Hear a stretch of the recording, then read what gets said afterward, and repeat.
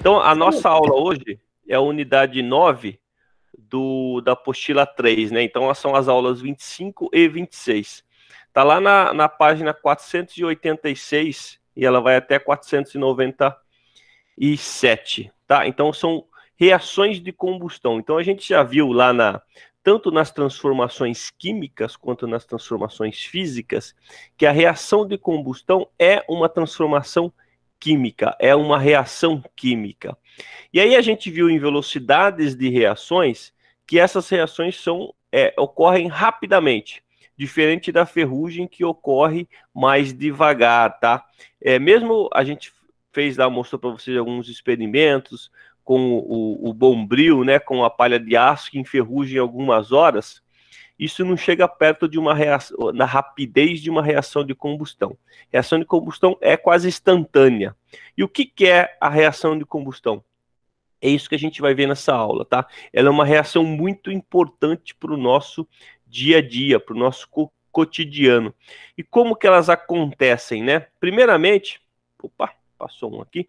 Primeiramente, eu gostaria de falar para vocês a importância dessas reações de combustão. Então, olha só, a gente usa em casa uma espécie de chama, né, que é provida pelo GLP. Vocês já viram o GLP, gás liquefeito de petróleo. Então, são derivados de petróleo, são gases, etano, butano, propano. E eu utilizo lá no botijão de gás ou gás encanado, essa fonte de chama. Então, isso é uma reação de combustão. Nas usinas, por exemplo, não aqui no Brasil, mas nos países mais frios, o pessoal queima carvão mineral. Esse carvão mineral, a gente vai falar um pouquinho dele mais à frente, mas simplesmente para aquecimento, tá? Às vezes produz energia elétrica, mas intercala entre produção de energia elétrica e produção de calor. Aquecer os ambientes, aquecer os lares, o pessoal queima carvão. Então você tem grandes chaminés aqui, ó, liberando CO2, né? Isso aqui é um gás, né? CO2. Outro, veículos, né? A gente queima dentro do motor do carro, né? Então existe uma combustão no motor da gasolina, do álcool, do diesel, tá? Então essa é uma reação de combustão que a gente usa diariamente. E a gente vai ver como que é essa gasolina, o que que é essa gasolina, o que que é o álcool, por que que ele queima, por que que ele libera energia. E o mais simples de todos, né, são as caldeiras a biomassa. Então as usinas de açúcar e álcool, as cerâmicas próximas às casas da gente, ou o forno que vai assar pizza lá, por exemplo, queima madeira. Cavaco de madeira, aí madeiras e espécies de eucalipto ou pinos, são queimados ali dentro. Então, essa biomassa aqui contém carbono, esse carvão mineral contém carbono, o GLP contém carbono, a gasolina, o álcool, o diesel contém carbono. Quando a gente fala em reação de combustão, a gente está falando desse C maiúsculo aqui, ó. A gente está falando de carbono. É isso que a gente vai estudar daqui para frente. Agora, para a gente ter uma reação de combustão, eu preciso ter alguns requisitos, ou seja, eu tenho que ter esse triângulo do fogo aqui, que eu chamo de tripé também. Eu preciso ter 3 partes, tá? Muito, muito importante. Eu preciso ter a fonte de combustível, ou seja, o meu combustível, ele pode ser sólido, por exemplo, como madeira, como carvão, são combustíveis sólidos. Eu posso ter esse combustível, e todos eu estou falando, ó, carvão, carbono, madeira, vou ter carbono, todas essas biomassas, todos esses resíduos. Eu posso ter plástico, por exemplo, polietileno, o plástico que está aí na sua frente, o computador que está na sua frente é um polímero. Grande parte desse material que está aí é polímero. São poliestileno, poliuretano, são polímeros, são sólidos. Feito do quê? De carbono, tá? Eu posso ter os combustíveis líquidos, como a gasolina, o diesel, o álcool. Então, metanol, butanol, são combustíveis líquidos. A água é um combustível? Não, a água não é um combustível. A água é um líquido, mas ela não está na classe de combustível, tá? Por que a água não é combustível? Porque ela não tem carbono, tá? A água, em tese, é um material inorgânico, tá? porque ela não contém carbono. Vocês vão ver mais à frente que a química orgânica é a química que estuda o carbono, tá? E eu posso ter as substâncias na forma, ou seja, os combustíveis na forma de gases, ou seja, o, o próprio o próprio butano, o próprio etano, tá? São aqueles primeiros gases que saem lá na torre do petróleo. Lembra que a gente fez a destilação do petróleo? Ele sai lá em cima. Então, são esses combustíveis que têm carbono, tá? Só que daí é o seguinte, somente esse cara não vai pegar fogo. Para ele pegar fogo, ou seja, para ele participar de uma reação de combustão, eu preciso ter um cara muito importante aqui, tá? O acento tá errado aqui, tá? Aqui, o oxigênio.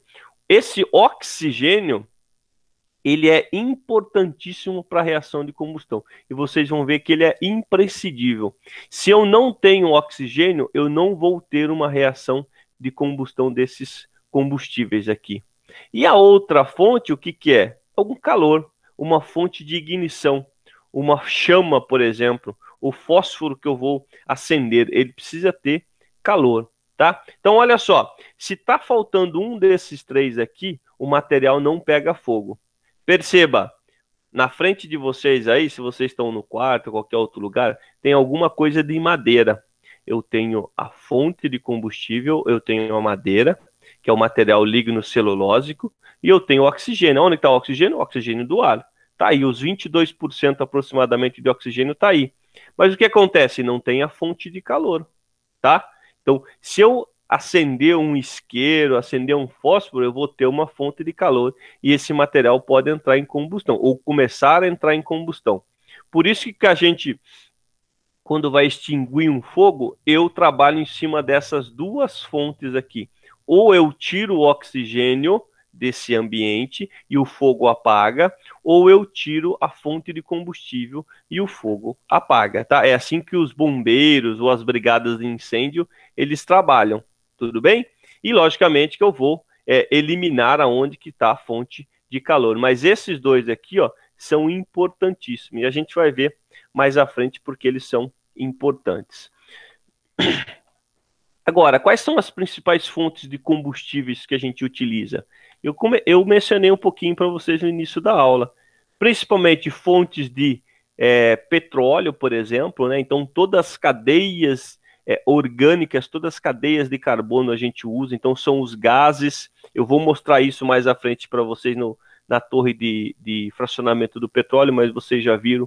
Todo o material de origem vegetal, por exemplo. Então, a gente queima eucalipto para produzir energia para assar pizza. A gente queima madeira para produzir energia elétrica em algumas termoelétricas a biomassa. A usina de cana-de-açúcar, por exemplo, quando ela vai produzir o álcool, que também é uma fonte de combustível, ela utiliza o próprio bagaço de cana para queimar. Tá? A gente tem o próprio GLP, que é de origem do petróleo. A gente tem aqui o etanol, né? Então, isso aqui é uma destilaria de etanol. O etanol que a gente utiliza tanto para acender a churrasqueira, né? Antigamente se acendia muito com álcool a churrasqueira, mas hoje a gente utiliza outras técnicas, mas a gente pode pôr esse álcool dentro do carro, tá? E ele ocorreu uma reação de combustão dentro do motor e esse movimentar o carro. E o mais usual aqui, que é o carvão mineral. E aí eu vou mostrar para vocês qual é a diferença do carvão mineral para o carvão vegetal. Existe uma diferença muito, muito grande aí, tá? Então essas são as principais fontes. Percebam que todas elas têm carbono, associar carbono com reações de combustão. Olha aqui o petróleo que eu falei para vocês. Olha que o petróleo cru, aquele que é extraído, que a gente teve uma aula de extração de petróleo. O petróleo cru, aquela maçaroca preta, ela entra num forno, é aquecido, tá? E as cadeias menores, ou seja, com 1 a 5 carbonos, elas vão subindo, porque elas são levinhas, elas vão subindo, subindo, e vão parar lá em cima, lá na primeira fração, que são os gases. Tá? Então são os gases metano. Ó. Metano é um carbono só. A gente vai aprender essa classificação. Mas metano, propano, butano são gases. Aí eu vou descendo um pouquinho mais, eu tenho a gasolina. desço um pouquinho mais, eu tenho querosene. Perceba que aqui, daqui para baixo, ou seja, dessa escala, eu vou aumentando o número de carbonos. Se eu vou aumentando o número de carbonos, esses caras são bem mais energéticos. E aí eu saio de gás, vou tornando em líquido, líquido mais viscoso até um resíduo. Tá? Então, quanto maior o número de carbonos, maior a tendência desse cara ser sólido. Tá? Então, essa é uma fonte especial de carbono. E daqui que eu tiro várias outras coisas. O Brasil, especificamente o Brasil, ele produz 2 tipos de combustível a partir de fonte renovável. Um é o biodiesel, principalmente feito de mamona, né? Você já viu essa planta aqui, é uma mamona, ou a soja é feito biodiesel também, ou outros óleos como o dendê, girassol, embora a gente use esses óleos para alimentação, tá? Não usa óleo de mamona para alimentação. Mas é a produção de óleo que vai ser transformada em biodiesel. A outra parte, a gente tem uma cana, essa cana, né, colhida aí, a região de São Paulo é um dos maiores produtores de cana. Esse material é levado para a usina, ele passa por uma extração de caldo da cana, igual o garapeiro, né, na nossa esquina aí faz, sai aquele caldo de cana, e esse caldo de cana é levado para fermentar. Essa fermentação produz etanol. Então, o Brasil é pioneiro em 2 tecnologias de produção de combustível a partir de biomassa, que a gente chama de biocombustível, tá? Etanol e biodiesel. O que eu quero mostrar com isso para vocês? A minha intenção aqui é mostrar que eu tenho 2 tipos de fontes de energia. Uma que vem, por exemplo, aqui, ó, que a gente chama de renewable energy, que é energia renovável. Uma que vem de fontes naturais, e o Brasil usa bastante isso, e uma que vem de fontes não naturais. Na realidade, começou a utilizar essa aqui. Os primórdios da uso de energia começou com isso aqui. Então, energias não renováveis, ou seja, no renewable energy. Então, esses 2 tipos de energia, eles perfazem tudo que a gente utiliza na superfície terrestre. Então, energias provenientes do petróleo, né, que é fossil fuel aqui, energias de petróleo, ou o próprio carvão, que é extraído em Minas, então, em mina, né, então carvão mineral ou o carvão vegetal que a gente vai ver. Energia nuclear não é renovável. O gás natural, aquele primeiro gás, né? Quando a gente olha para uma estação ou para uma plataforma de extração de petróleo, a gente vai ver que lá no topo dela está pegando fogo. Aquela queima, como se fosse um maçarico ali, aquela queima é o gás natural. Esse gás é o que estava aprisionado lá junto com o petróleo. Lembra que o petróleo é uma mistura homogênea. Ele tem coisas sólidas, líquidas e gasosas. Por isso que eu mando isso para uma torre de fracionamento. Eu quero fracionar, eu quero tirar o que, eu quero separar o que é sólido, líquido e gasoso. O primeiro que sai é o gás, tá? Então aí eu tenho gás, lá no petróleo eu tenho uma parte líquida que eu vou chamar de óleo e eu tenho uma parte sólida que eu posso chamar de carvão mineral, betume, piche. Todos esses, quando eu for queimar ele, eu vou liberar muita energia, tá? A energia nuclear, que não é o nosso foco aqui, mas ela é feita a partir de extração de rochas que contêm átomos radioativos, como o urânio. Então isso não é renovável. Eu estou extraindo, vai chegar uma hora que pode acabar. Tem muito, mas pode acabar, tá? Mesma coisa do petróleo. O petróleo tem bastante, ninguém sabe quando que ele vai acabar. Por quê? Porque a todo momento a gente está avançando para descobrir novas formas de captar esse petróleo, novas regiões que vão ser captadas. Se a gente pensasse há 30 anos atrás que plataformas poderiam ser instaladas no oceano e fazer a extração a 7.000 metros de profundidade, alguém ia dar risada e ia chamar o cara de louco. E hoje a gente faz isso com tranquilidade, tá? Não com tanta tranquilidade, mas faz. Então, ó, e a energia renovável, o que que é? É a energia da água, por exemplo, essa energia aqui é o que a gente utiliza como fonte hidrelétrica, né? Então a gente represa a água, essa água sobe, forma uma barreira, né? Que são, por exemplo, a estação de Itaipu, né? A região de Itaipu, aonde lá no Paraná, perto do Paraguai, onde a gente tem um represamento de água que vai fazer com que essa água, por força da gravidade, gire algumas pás e produza energia elétrica, tá? Eu tenho a força do vento aqui, né? Então, esse vento, como aquelas energias que a gente chama de eólica, vai girar uma pá, então isso é uma renovável, então isso sempre a gente vai ter. Então, dependendo do lugar, a gente pode ter mais ou menos ventos, por isso que se instalam aquelas pás gigantes, né? Para produzir a energia elétrica, principalmente para a produção de energia elétrica, tá? Aí eu tenho essas geotérmicas aqui, que o Brasil não tem muito disso, né? Embora a gente tenha algumas regiões de águas aquecidas, mas não tem a utilização dessa energia, então é pouco usual no Brasil.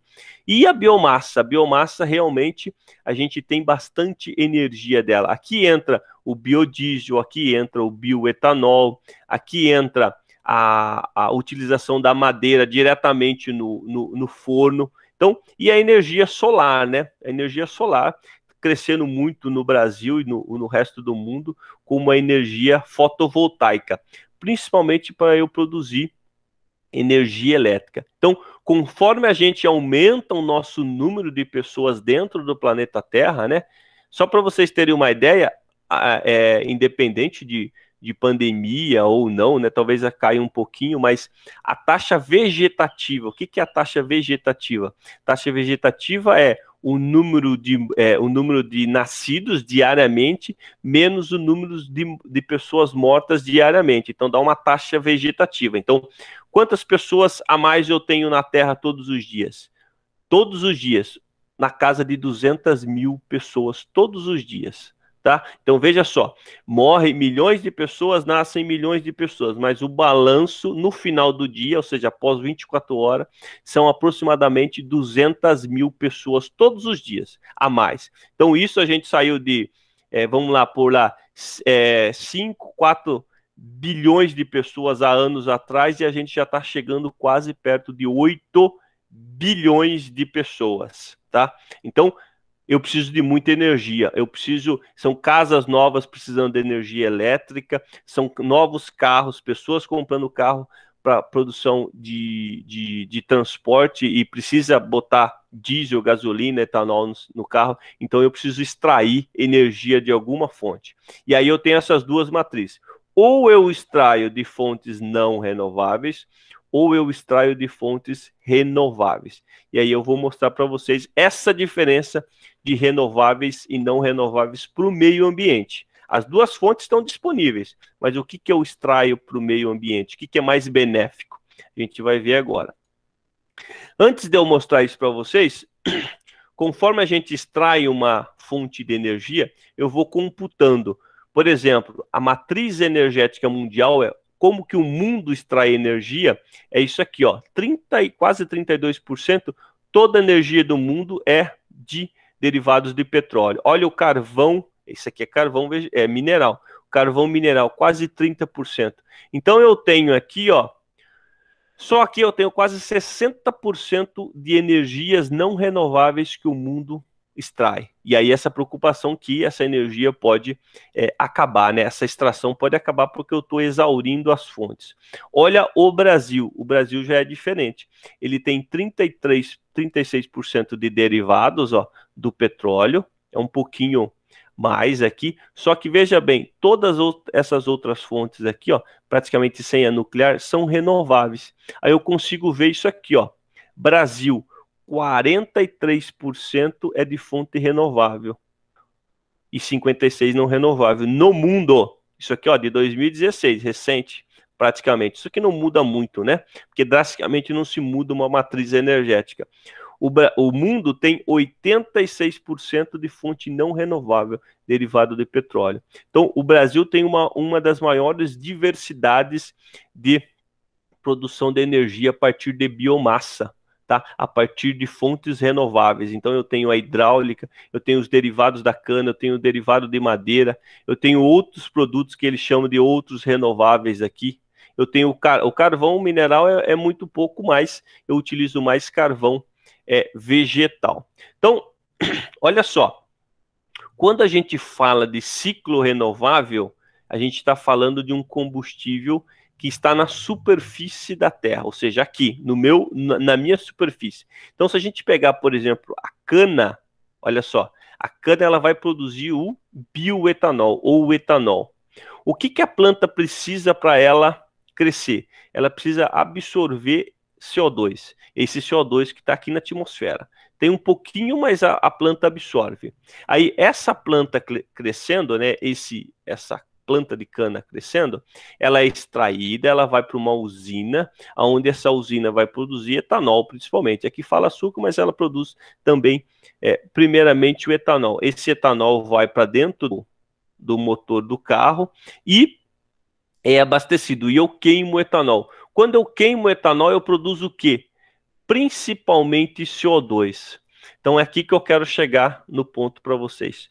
Toda combustão de combustível, tanto fóssil quanto não fóssil, por exemplo, tanto o derivado do petróleo quanto o derivado de uma cana, eles vão emitir CO2. Eles vão emitir dióxido de carbono. Os dois, a gasolina emite e o etanol também emite. Qual que é a diferença?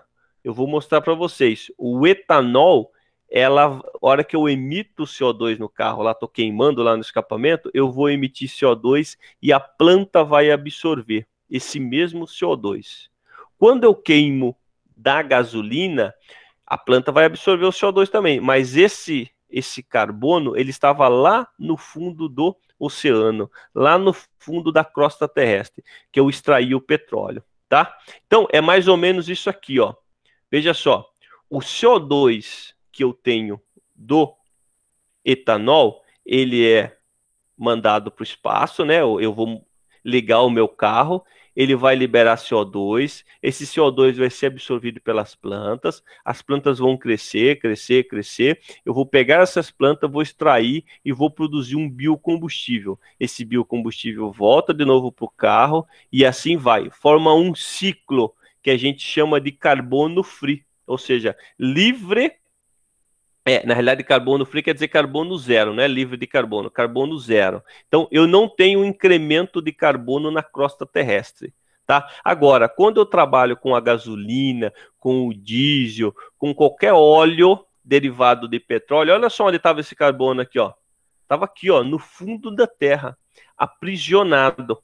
Eu tiro esse cara, transformo num produto que é a gasolina, por exemplo, que é esse aqui, ó, C8H18, que é um derivado da gasolina, boto no meu carro, queimo e jogo para cima.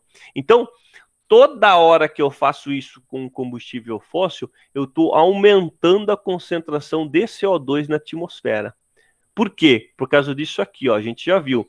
Todo combustível, na presença de oxigênio e uma chama, ou seja, ao tripé aqui, combustível, pode ser a gasolina, por exemplo, oxigênio, mais uma fonte de calor que eu vou acender aqui, ou vou dar partida no motor do carro, ele vai produzir CO2 e água. Esse CO2 que está acumulando. E qual que é o impacto disso? Isso aqui, ó. Olha só. Vocês já viram falar no efeito estufa? E a importância desses biocombustíveis? Quando o raio solar invade a Terra, por exemplo, agora de manhãzinha, quando ele invade a Terra, ele aquece todas as superfícies. Então, aquece o continente, aquece o oceano, aquece o piso da sua casa, uma parte é refletido pelas nuvens. Só que o que acontece? Essa parte de radiação, ela volta para a estratosfera, ela volta para o universo, vamos dizer assim. Essa radiação entra e volta. O efeito estufa, esses gases que a gente tem aqui, ele foi se acumulando ao longo do tempo e ele falou, opa, não vou deixar voltar isso aqui, vou aquecer um pouquinho aqui essa Terra. Então, ele bate na nuvem ou bate no CO2 e volta, bate no CO2 e volta. Então, os gases de efeito estufa, até um certo limite, ele foi benéfico para a gente. Por quê? Porque ele promoveu a vida aqui na Terra. Porque senão a gente vinha o Sol, né, como vocês já devem ter assistido algum filme, algum documentário, alguma coisa, que quando o Sol vai embora é igual na Lua. O Sol vai embora da região clara da Lua, como ela não tem atmosfera, toda a energia vai embora rapidamente, ou seja, aquela parte escura volta a ficar menos 10, menos 20, menos 30 graus. Impossível a sobrevivência. Mas como a gente tem esses gases aqui, a radiação que chega, ela bate no CO2 e volta. Então ela fica fazendo um efeito estufa, né? Quem já entrou numa estufa, aquela estufa de vidro, a radiação entra no vidro, depois ela não consegue sair, então ela vai esquentando aquele ambiente. É isso, é a mesma ideia. Só que conforme a gente está extraindo o petróleo do fundo da terra e está utilizando aqui em cima, a gente está aumentando essa concentração de CO2 cada vez mais. Então, esse aumento de CO2 faz aumentar a temperatura nessa região aqui, ó. E como que o cientista sabe disso? Através disso aqui, ó. Olha só, isso aqui são gráficos, ó, até 2015, desde 1880. Então ele percebe o seguinte: conforme eu vou aumentando a concentração de CO2 na atmosfera, eu tenho uma crescente, olha só, uma crescente de temperatura. Então, de fato, a gente associou ao aumento de CO2 emitido com o aumento de temperatura. Então, eles são diretamente proporcionais. E o que isso acarreta para a gente? Aumentou CO2 em função da queima de combustível fóssil, eu estou aumentando a temperatura do planeta. Aumentando a temperatura do planeta, vocês estão vendo que eu vou derreter mais rapidamente o gelo. Derretendo mais rapidamente o gelo, eu tenho o maior nível de subida dos oceanos, então regiões costeiras estão sendo engolidas por água. Eu tenho mais diferença de temperatura com furacões, tempestades, então eu tenho um agravamento das condições ambientais. Por quê? Porque eu estou utilizando muito, mas muito, a queima de combustíveis fósseis. E por que não o combustível não fóssil? Porque o CO2 já está aqui dentro. Por causa desse ciclo aqui, ó, que eu mostrei para vocês, ó. Aqui eu vou ter o carbono zero. Por que o carbono zero? Porque o mesmo carbono que eu jogo, a planta absorve. E eu pego essa planta e utilizo ela para fazer o biocombustível. Aqui não. Aqui eu tenho somente a extração. A extração e queima, extração e queima. Então todo esse carbono que está aqui está sendo transformado em CO2, tá? Eu queria que vocês entendessem perfeitamente isso. E olha só, aí fazer um paralelo direto com duas matérias-primas de função de petróleo, que é o carvão mineral e o carvão vegetal. Qual que é a diferença dos dois? Os dois têm excesso de carbono, por isso que eu utilizo eles para queima. Esse cara aqui, ó, eu tenho quase 80% de carvão, de carbono, né? Carvão quer dizer carbono, carbono é carbono, tá? E esse cara aqui tem 70%, tem um pouquinho menos. Agora, quando eu extraio esse cara aqui, além de eu estar jogando ele que estava aprisionado, ele estava parado na crosta terrestre ou no subsolo, eu jogo todo esse carvão para cima. E esse cara aqui, ele só cresceu, perceba, essa torinha aqui de madeira, esse aqui foi um eucalipto, ele só cresceu porque ele absorveu CO2 na face da terra. A planta fez a fotossíntese, né? Fotossíntese é absorver o carbono, né? O CO2 na presença de luz. Só que eu tenho outros contaminantes aqui, ó. A utilização de carvão, eu emito nitrogênio, que pode formar um ácido, eu emito enxofre, que pode formar o ácido sulfúrico. Então, quando eu queimo o carvão mineral, eu estou liberando SO2. SO2 lá na estratosfera, lá em cima das nuvens, vamos dizer assim, né, na atmosfera das nuvens, pode formar chuva ácida, pode formar o enxofre ligado com a água forma chuva ácida, tá? Então esse cara aqui eu considero ele como um biocombustível e esse aqui somente como um combustível, tá? tá? Então, hora que eu utilizo esse cara, eu mando componentes tóxicos para a natureza, além de um carbono que estava aprisionado na crosta terrestre, tá?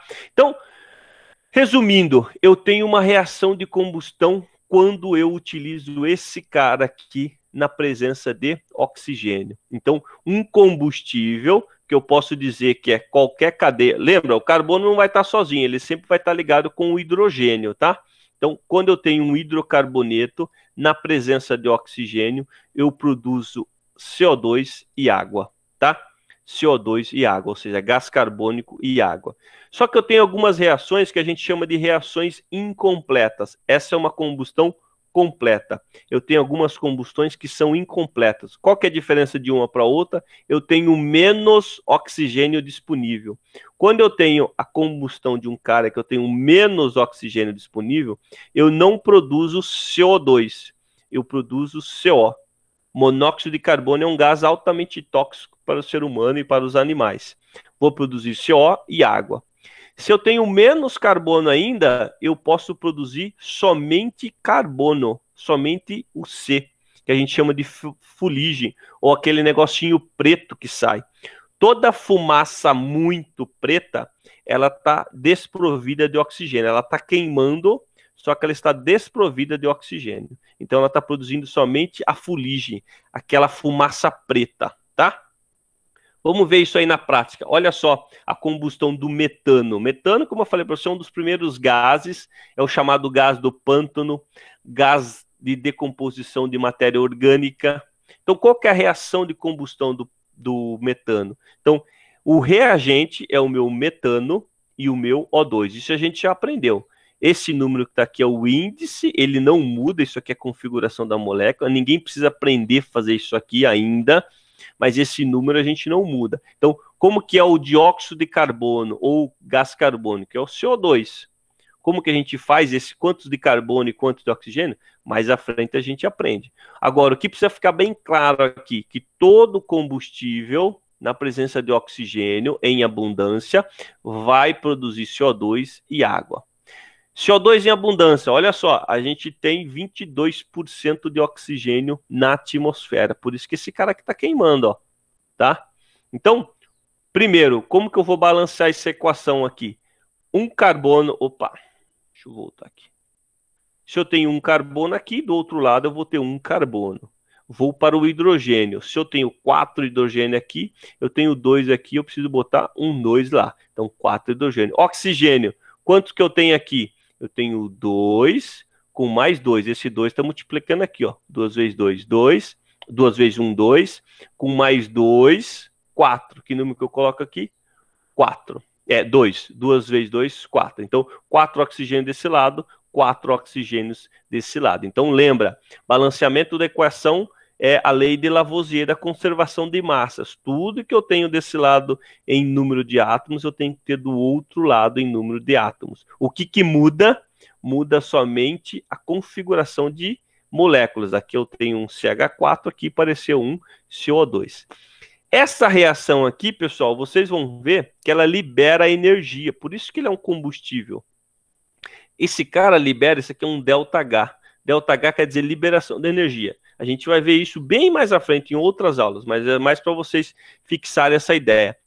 Todo combustível, toda queima de um combustível, a gente chama de reação exotérmica. Libera temperatura, tá? Esse X é de liberar. Então, eu consigo utilizar essa energia aqui. Ao contrário disso, reações endotérmicas, o EN aqui, ó, endotérmica, reações que precisam de energia, senão ela não acontece, tá? Então, por exemplo, a passagem do estado líquido para o gás da água é uma reação endotérmica. Por quê? Porque ela não passa sozinho. Eu preciso fornecer energia. Eu preciso colocar essa água para esquentar, para ela passar do estado líquido para o gás. É uma reação endotérmica, tá? Agora, quando eu tenho uma liberação de energia, eu chamo de reação exotérmica. Opa!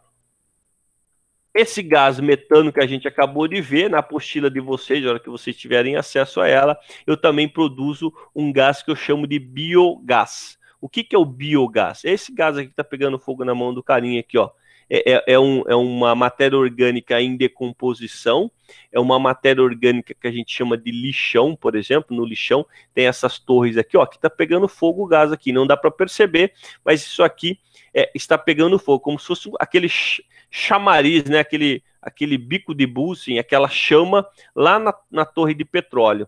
Eu tenho uma decomposição de matéria orgânica com oxigênio. Eu produzo dióxido de carbono e água. Isso que a gente já viu. Agora, quando eu tenho a decomposição da matéria orgânica sem oxigênio, eu produzo metano e água. Perceba, eu não tenho oxigênio para produzir CO2. Eu vou produzir o metano. Isso, decomposição, não é uma combustão. Decomposição precisa da ação de bactérias, tá? Para produzir esse carinha aqui, ó. E aí eu produzo ele dentro de um biodigestor. O que é o biodigestor? Vai um monte de matéria orgânica lá, que são estrumes de vaca, de boi, de porco, e isso aqui fica biodigerindo, né? Então as bactérias começam a agir para produzir o metano. E eu utilizo esse metano para aquecimento, para movimentar um motor. O metano também é um biogás. Aí eu tenho algumas reações, ó, o metano, o butano e o etanol. É isso que a gente vai ver agora. Perceba aqui, ó, uma reação completa de combustão do metano. O metano, um hidrocarboneto, na presença de oxigênio, eu vou produzir CO2 e água. Essa reação está totalmente balanceada. É isso que a gente viu no slide anterior. Agora, se eu tenho uma combustão incompleta, eu vou produzir o quê? CO, olha só, eu vou produzir CO, monóxido de carbono. Como que fica esse balanceamento? Ó, o oxigênio está aqui, mas eu não vou conseguir usar 2 dele. Por quê? Porque ele é uma reação incompleta. Então, vamos balancear? Um carbono, hidrogênio 2, 4. E o oxigênio? Quantos oxigênios eu tenho aqui, ó? Eu tenho 2, que está multiplicando aqui, com mais 3. Então, eu preciso colocar aqui 1,5. Tá? Então, 1,5 de O2 é 3 O2, é 3 oxigênio. Só que geralmente a gente não põe assim, tá? A gente vai colocar 3 sobre 2. Vocês vão ver isso aí, tá na apostila de vocês. Então, não é 1,5, não é número fracionado. E além disso, a gente nem coloca dessa maneira. Vocês vão ver que eu preciso deixar todos com número inteiro. Não posso ter número fração. E se eu tenho agora menos oxigênio? Olha, eu tenho aqui eu tinha 2 moléculas de oxigênio, aqui eu tinha 1,5. E se eu tenho menos ainda? Olha só, combustão incompleta formando fuligem, formando somente o carbono. Então, olha só, um carbono, 4 hidrogênio, 4 hidrogênio. Quantos oxigênios? 2. Tá aqui, ó. Então, eu tenho somente uma molécula. Ó, 2, 1,5 e 1. Então, a partir do momento que eu reduzo o número de moléculas de oxigênio, eu tenho a formação de outros caras. O meu produto é diferente. O meu produto sai de CO2, CO e carvão. Vai perdendo oxigênio, ó, tá? Vamos ver o derivado da gasolina aqui, ó. Vamos ver a combustão desse cara. Vamos balancear essa equação. 8 carbonos, lembra do macho? A sequência macho, metal a metal, hidrogênio, metal a metal, carbono, hidrogênio e oxigênio, tá? Então, já não tenho metais aqui, não tenho ametais, já vou para o carbono. 8 carbonos, 8 carbonos. E agora, hidrogênio, 18 hidrogênio. Que número que eu coloco aqui para ficar com 18? 9, tá? 9 vezes 2, 18. Oxigênio, quanto que eu tenho aqui? 8 vezes 2, 16, com 9, 25. Que número que eu vou pôr aqui? 12,5. Por que 12,5? Porque 12,5 vezes 2 eu tenho 25 hidrogênio. Mas geralmente, como eu falei para vocês, a gente não vai colocar dessa maneira. Não tem número dividido, vamos dizer assim. Não tem fração. Não tem tem que ter um número inteiro. Então, o que eu vou fazer aqui? Ou eu coloco 25 sobre 2 ou multiplico toda a reação. Então, para eu ter esse número aqui, ó, de 12,5, tá? Para eu ter ele inteiro, eu multiplico por 2. Só que eu multiplico essa molécula por 2. Essa aqui já vai multiplicar por 2. 8 por 2, 16. 9 por 2, 18. Então, essa é a equação com seus coeficientes inteiros, reação totalmente balanceada. Essa está balanceada? Também está balanceada, mas a gente não utiliza nas reações químicas números fracionados, tá? Olha aqui, a gente já viu essa, a reação de combustão do álcool. 2 carbonos, hidrogênio, 6 hidrogênios, com mais 6 hidrogênios, 3 vezes 2, 6. E o oxigênio, quanto que eu tenho aqui? Eu tenho 2 vezes 2, 4, com 3, 7. Que número que eu coloco aqui que vai ficar com 7 desse lado, 7 nos reagentes? Vou colocar um 3, porque 3 vezes 2, 6, com mais 1, 7. Tá bom? Então, esses são os balanceamentos. Vamos passar aqui rapidamente pelo exercício. Esses são os exercícios que vocês vão encontrar lá. Geralmente vai trabalhar mais a química dos combustíveis fósseis e não fósseis. Perceba aqui, ó, na fotossíntese realizada pelos seres fotossintetizantes, com exceções das bactérias, o gás carbônio e CO2 são usados para a síntese de carboidratos, geralmente glicose. Nesse processo, há a formação de oxigênio, que é liberado pelo meio. A equação mostra que o gás carbônico e a água são convertidos em glicose, havendo a liberação de oxigênio. Está aqui a reação. CO2 mais água produz a glicose mais oxigênio. Então, essa é a fotossíntese. A fotossíntese pega o CO2 na presença de água e transforma em glicose. Glicose é a estrutura da celulose, por exemplo, que faz o vegetal crescer. No processo descrito, a fonte de energia utilizada pelas plantas é a energia qual? A energia que se utiliza aqui é a energia solar, tá? Não é hidrelétrica, não é elétrica, não é nuclear, muito menos a eólica. É a solar. Agora, o que eu quero mostrar para vocês é o seguinte, ó. Uma combustão, nós fazemos combustão no nosso organismo. Só que a gente não chama de combustão, chama de decomposição da glicose. Olha só, a glicose mais oxigênio, por isso que a gente precisa respirar. A glicose, a moedinha lá, o açúcar que a gente acabou de tomar no café, o pão, a bolacha, na presença de oxigênio dentro do meu organismo, através de uma organela, né, que é a mitocôndria, ela vai produzir CO2 e água. Água são o meu suor, a minha urina, a minha excreção. E o CO2, ó, o que eu estou jogando aqui, ó.